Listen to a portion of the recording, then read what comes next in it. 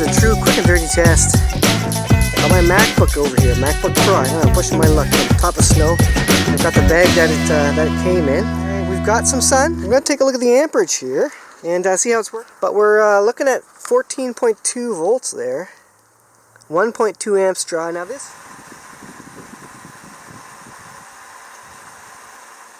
We're going to take a look at this DOKIO 100 watt flexible solar panel, and we're going to take a look at how many amps it can draw from the sun, how well it works, and the hardware that comes with it. This is a whole kit, and I did my recording of the actual operation of it, which I'll show clips from shortly, outside on a day when it was much more sunny.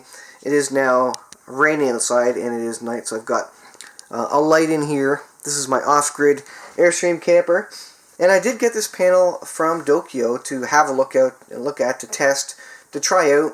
So we're going to try it out and test it. Now, just going around it, it comes in this package here, which has Velcro, which keeps the panels together, and it comes with handles here, so you can take it on a camping trip with you. It is 100 watts, so it's a good size panel. And this is really my first experience with flexible panels as well. So before we look at the panels, we're going to take a look at this. It comes with a pouch. That pouch has in it a solar charge controller, because there's a bunch of really cool features in here. There's a timer. There's an option to have it turn on the load part of it only when the sun comes up. So it senses when the sun is up, of course, by the voltage of the solar panel. And when the sun comes up, it has an option then to turn the load on. This particular one also has 2 USB chargers on it, which you actually can use without having it hooked up to a battery, which is very cool. So you can just use the sunlight going through this charge controller and charge up your USB devices. So excellent little travel / emergency / camping solar kit, basically. And it's 100 watts. It's a size that is really good. I wouldn't want much less than 100 watts, because by the time you have much less than 100 watts, you can't really charge a lot of things, or you can't really charge a lot of things very fast in any sort of speedy way, because you're never necessarily going to get 100 watts. You're going to have clouds go over, you're going to have other things happen where you're going to end up getting much less than 100 watts. So this is a whole kit. It comes with a solar charge controller. It comes with alligator clips. You can see I've got this. It's about a 10-foot cable. And I've got it going to my batteries here. Let me just unplug it for a second. Here's a look at the alligator clip. So you can just plug it right onto a battery, and I have my deep cycle in here, which you can't see. Get that on there. But that is a marine deep cycle lead acid battery. You can do, and of course your AGM and your lead acid, you have options in the menu. I'll go over the option, and it comes with a little folded manual, which kind of takes a look at everything. But it's a really nice display. It shows you your battery percentage in bars, a real easy way to look at it. Your current voltage, of course I have no sun, the solar panels are folded up, that's why it's showing 12.4, and there is a drain on it because I've got this diffuser set up so that we can see this thing. You've also got your light bulb to show that when the load is on, and you can pan through a bunch of the options there. I won't go over that right now. Let's take a look at the solar panel. This is my first experience with flexible solar panels, and it's interesting. I know a lot of these you can stand on. I'll have to double check if they recommend standing on these or not. Probably not. They are very thin. This you can see. I mean, that's less than a 1/4 inch. It's very, very thin, the actual panel itself. It's in the range of a few millimeters thick itself. And it comes in this vinyl case. It's pretty convenient. It's all done up. Yeah, the 100 watts there, so 50 watts aside. And you can set this up and set it up towards the sun. Just set it up there by hand. And there it is. Now, the downside of these flexible panels, especially these kits, is that there's no frame to them. So they are very portable, but they're not really meant to stick on this top of your RV. They will bend over time. You can see that this panel has bent just because I've had it sitting there. This one as well, a slight curve to the panel itself, which obviously doesn't harm it, but when you go to set it up towards the sun, you want it as flat to the sun as possible, obviously. Now, in terms of propping it up, there is no option to prop it up. there is no sticker or something else on the back stand that you can use. There are these little loops which you can use to tie string to and hang them up. Some of the other solar panels which you put on roofs and such have grommet holes in the corner so you can actually tie them down. Let's see, and you connect it with these connectors here. These are heavy enough gauge wire. This isn't a solar panel that you'd really want to use in series with a whole bunch of other solar panels. You'd probably overwhelm these wires. But for this kit standalone, these are plenty size. And so I can't do this with one hand, but so there's a solar panel. Now, of course, you won't see it because there's not enough sunlight in here. But I'll take you outside, and I'll talk about how well it does in the sun. I would say to you the best thing about this is that it's light, and because there's no frame, it makes it really light, really portable, and it's an all-in-one kit. So if you're looking to get into solar panels, if you want to set up a solar-powered shed, for example, all you basically got to do is add a battery, 12-volt battery. You don't even have to do that if all you want to do is power some lights, because you could get some USB lights. They do make USB lights. They're not very bright, but if that's all you need, you could do that and not even have a battery, of course, but then the lights would only come on during the day. Maybe if you have a shed or something where it's dark underneath, but you want to light it up inside, you could potentially do that. But normally you'd plug in a 12-volt battery to store that energy that you've collected from your 100-watt panel, and then you have an off-grid setup. It's a no-brainer. Like, it's all in one. It comes with a charge controller ready to go, suited to the amperage that the panels are going to put out, and it's great. I thought I would do a comparison to another DOKIO solar panel, and this here is a 100-watt DOKIO solar panel, actually, that I purchased myself. This particular one is about $120. This is a 100-watt panel. It is a framed one, so aluminum frame. And so this would be the equivalent framed version, effectively, of the 100-watt portable kit. This 100-watt portable kit, because it comes with a solar charge controller, is about $169 Canadian on Amazon right now. Now, the framed one comes with an MC4 connector. It's one of these connectors. You see, I've got some extra length cables for these, because what I'm doing is I'm fitting out my Airstream camper. So I purchased this one. I plan to purchase a few more of these particular solar panels to put on the roof of the camper. But this one could be a great asset, because the thing about fixed solar panels is that when they're on top of your camper and they're fixed, that obviously means you can't move them. So if the sun moves, etc., you can't necessarily prop them up unless you have the hardware to do so.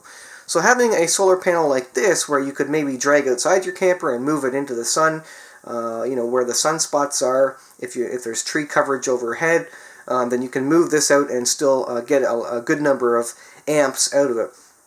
This particular one, I got a max of 5 amps when I was testing it, and like I say, I'll talk through the outdoor test at that time when we start looking at those videos. But so that's a look at kind of the 100-watt DOKIO framed solar panel versus the flexible.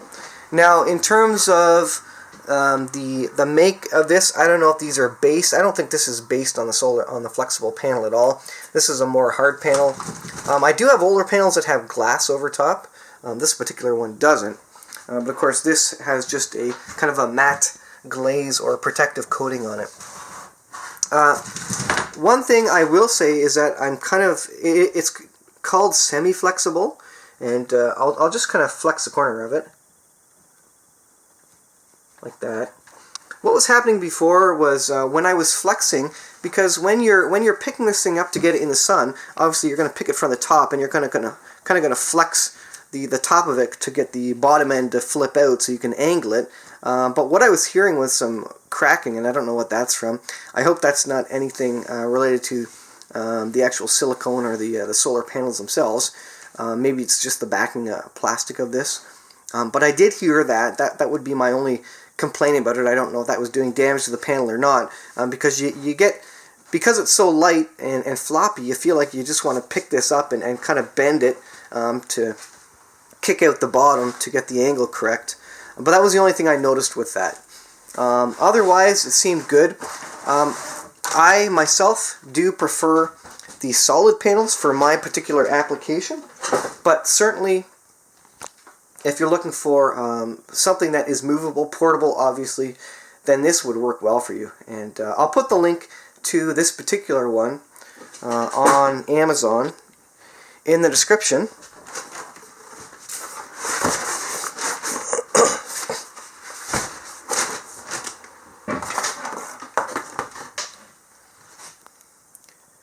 So there it is. There's kind of the unbox, quick look at the flexible solar panels themselves.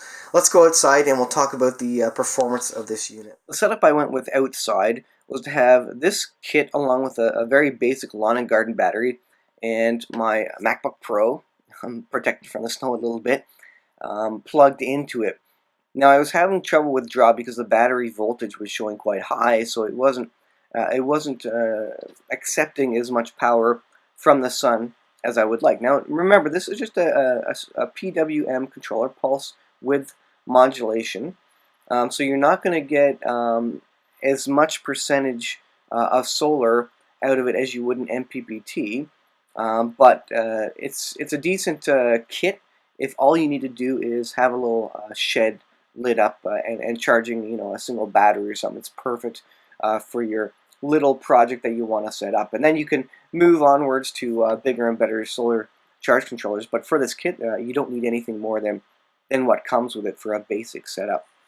Now the issue that I was having, like I said, was that I wasn't drawing enough power, so I eventually ended up plugging in a battery boost box and turning on the compressor to draw down the battery significantly. You can see the voltage there was way up there, so I turned I got a battery boost box and turned on the compressor to actually draw down that voltage and push up that amperage, so it was accepting and able to put more amperage into the battery. So you can see here, this is a real time trial with 4 amps climbing there, and in the next video, in the next clip here, we'll see the second setup that I had going, and I was able to draw upwards of, I think I got to 5.4 amps at one point.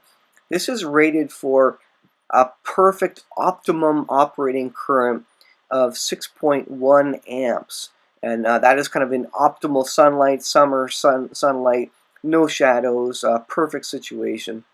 So getting 5 amps or more out of it is totally valid and good from my point of view. This is the setup I had. I had it just lying on the snow in the sun.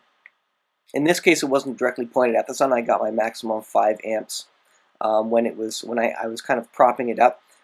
Some kits do come with a kickstand, if you will, to kind of prop it up, and I think maybe their higher wattage solar panel does. In this case, you can prop it against a tree or a wall or something like that, or your camper or your car.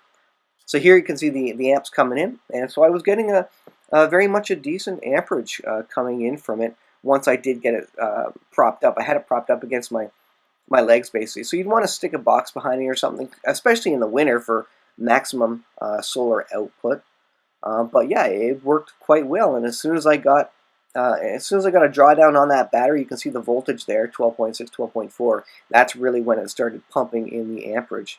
So it worked very well. And in terms of a camping situation, off-grid situation, this would be a perfect little off-grid solar kit for you to use. In the next clip here, we'll see it getting into the 5.3 amp range. There you go. You can see the 5.3 amp range. And this was the maximum amperage that I got out of it. Again, the optimum operating current from Amazon is listed as 6.1. You kind of rarely get that, unless maybe you're in Nevada in the heat of summer with no clouds and minimal atmosphere for it to go through. Of course, in northern climates where I am, it's going through a lot of atmosphere and the sun's a lot lower. So I would expect you'd see that 6 amp range, down south further. But certainly this is fine. And this is one of the reasons why you want to overshoot your wattage in your solar panels that you do acquire, because you're never going to get 100% of the maximum power in most situations, especially in the winter. So overshoot your application and then you'll be good. But for an off-grid shed or camping experience, this would be a perfect little addition, and definitely enough to charge electronic devices. So folks, that is it. That is my review of the DOKIO 100 watt monocrystalline portable solar panel kit flexible, I should add in there. So it's like I say, and I said it a few times in this video, it's a great little starter kit. The fact that it comes with a solar charge controller is brilliant, and the solar charge controller having USB outputs is awesome, especially in this day and age with all the phones and other things that you want to power. And the fact that you can use it via those USBs without a battery connected, which means in an emergency it's perfect if you need to get a little power, charge up a cell phone in a camping situation, etc., where you don't have a big solar battery or whatever, flooded lead acid battery or something to use. So it's a great little kit, guys. I definitely recommend it if you're looking to get started with solar power. It's flexible, which means it's going to be resistant to breaking, a bit more, a bit less fragile maybe than a solid framed solar panel. So something perfect to take off grid, to take in your camping experience, whether tenting or in a camper. And so I'm going to put the link to the Amazon product, and you can check it out for yourselves. And at $169, the price per watt is quite good, actually. And especially if you can get this on sale, it's a no-brainer. It's easily comparable to any other solar panel on the market, especially when it comes to flexible solar panels. If you want to try out a flexible solar panel, price per watt, again, this is pretty cheap.